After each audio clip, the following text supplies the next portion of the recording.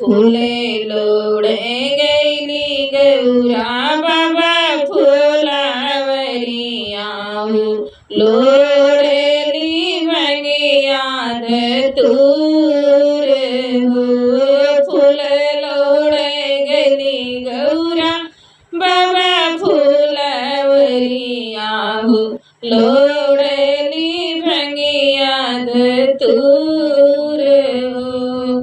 बसा चढ़ल तपसी भिखरियाऊ सब फूलवा दिल छितराई हो। बसा चढ़ल तपसी भिखरियाऊ सब फूलवा दिल छितराई हो। रोवती बिलखती गौरा घर चलियौली अम्मा आगे रदना पसारी हो। रोवती बिलखती गौरा घर चलियौली मैया आगे रदना पसारी हो।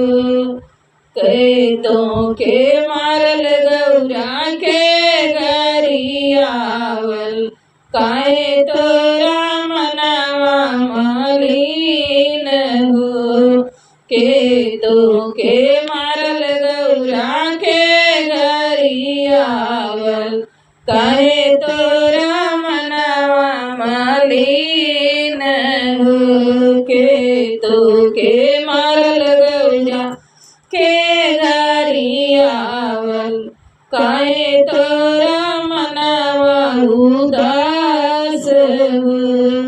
कैसे के कई मैया कैसे बताई हो हमसे कहल नाही जाई हो।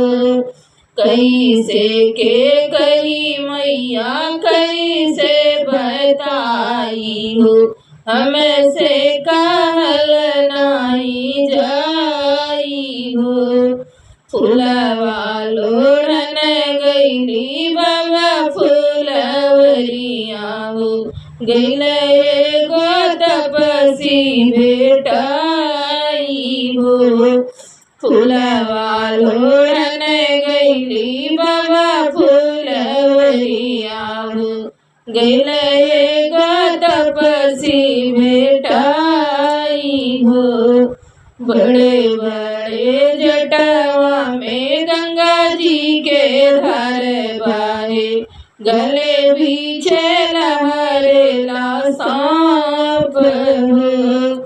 बड़े बड़े जटवा में गंगा जी के धारी बाहे गले पीछे लहरेला सांप हो।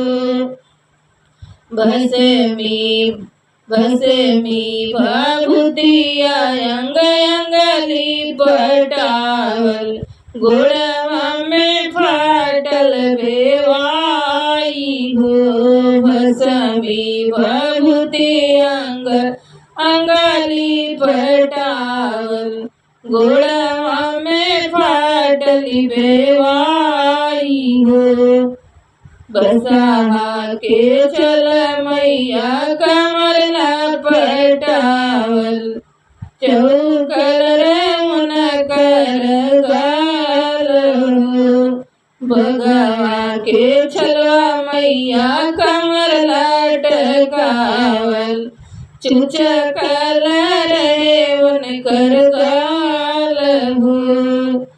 उसे जेई जोगी मैया फूल छितराई देलै भैया मोरी दिहले मारोरी हो।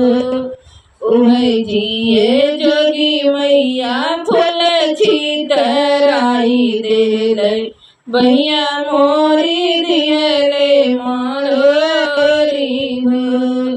जेरी गैले गौरा तोहर बुद्धि गिनवाओ अकेली गैल बहराई हो।